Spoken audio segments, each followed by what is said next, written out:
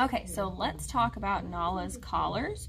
So first thing in the morning, you want to turn the remote collar on. So when you see this collar, it's to help us stay consistent and to communicate with Nala since she can't really hear us. So on her collar, we have a red dot over here. We're going to turn the collar on by using the magnetic key that's on the remote. So if you look at the remote, the antenna side, turn it to the side and you'll see a matching red dot. All we have to do is touch the two together and it will turn her collar on. So I'm going to show you. We're just going to tap the two red dots together until you see a green light and it'll flash letting you know that the collar is on and charged. Next, we are going to turn on the remote itself. So the big button on the back side of the remote right here, we're going to push and hold that until we see the screen light up. Now, Nala's screen looks a little different than the typical remote collar when I send dogs home. She's at level 7 out of 100. So what we're going to do is communicate come when called by doing 2 taps of the black S button. And you have to remember it's the black S button, not the button over here. So what we're going to do, and I'm not even sure if I'll feel this because, yeah, level 7's too low for even me to feel, but Nala can feel it. So what you're going to do to call Nala to come to you is you're going to tap, tap, continuous until she comes to you. What that does is that tells her come when called, and then once you commit to me, this pressure goes away. Now I have introduced vibrate again as a correction, but I use it very sparingly right now because I don't want to overwhelm her and I don't want to make her nervous throughout training. So if you're having her out and you're practicing come when called and you do tap, tap, continuous, and she doesn't come to you, what I would do is vibrate, tap, tap, continuous. So we repeat this cycle. So I hold the remote in my right hand like this, so I have my thumb resting on the black button. So come when called, continuous. If she doesn't, this is your no, vibrate, tap, tap, continuous until she commits to you. So if she looks at you and starts running, that's when you can take the continuous off. If she runs to you and then darts the other way, correction with the vibrate, tap, tap again, continuous. So we're going to be using this remote collar a lot to communicate with her, but luckily level 7 is not too intense to really scare her. However, vibrate is what we had an issue with in the beginning, but she seems to be getting better and more confident with it. So just keep that in mind. That's how we're going to use her remote. It's a little bit different and it's kind of a guessing game. Sometimes level 7 you might have to turn it down to level 6, you might have to turn it up to level 8. So we're going to show you how to do that. So we have the dial right here. We would push down and hold it to unlock the dial. Now we can turn it as low or as high as we need to. So we're going to keep it at 7 for now. Push down and hold it again until the 1D at the very top is not flashing, it's just a solid D. So let's talk about the back of the remote. Back here we have the M/C button. We want to be able to see both letters on the screen because that means this is momentary and this is continuous. So that means if I push and hold the momentary button, which is the black button, if I just push and hold it, it's only going to stimulate that quick second, but the red button will stimulate for as long as I have my finger down for a total of 8 seconds. It does have a safety shut off after 8 seconds. So if you see just one letter, make sure you go to the back of the remote and push and hold this button until you see both the M and the C. We also have the on-off button of the remote, but it's also a flashlight. So if you tap it twice, it'll have the flashlight effect on Nala's collar so you can see her at night. Tap it one more time to turn the collar or turn the flashlight off, but the collar's still on. The only way to turn the collar off is if you tap the two together again. So we're going to turn this back on, keep it on. So that is her remote collar. That's what we're going to start with, and we're just going to see how she progresses with it when she goes home with you guys and when we see you for your follow-up session. So these are rechargeable, charging port on the back and on the collar. We've got that good to go. This is her slip collar. So this is how we're going to communicate with her on leash. So she's on the right hand side. So it goes on when you're looking at her like a number 9. Looks like a number 9. And you put it on Nala. That way it will loosen as it should. And then this tab, slide it down to make sure she can't slip out. So this is also how we communicate with her. So with heel, the hand signal is a flat palm towards her face. That means heel. And free, to go explore, is the hand going like this. So it's back of the hand going forward. Heel is this. So heel, free. When she's in the heel, her head has to be by our legs. If not, we go pop, pop. Like, no, you're not where you need to be. Again, you can try sprinkling in a vibrate correction. Use it sparingly though, so she's not overwhelmed with everything. So if she's in a heel and she starts to walk ahead of you, no, pop, pop. Remind her heel with the hand signal. Sit is the same that you kept it. Sit like this or sit like this. Either hand works. Sorry, the dogs just got excited.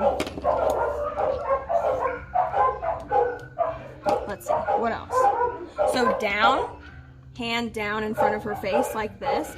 But if she needs help, tug, tug, downwards. Same thing with sit. If she needs help, it's tug upwards.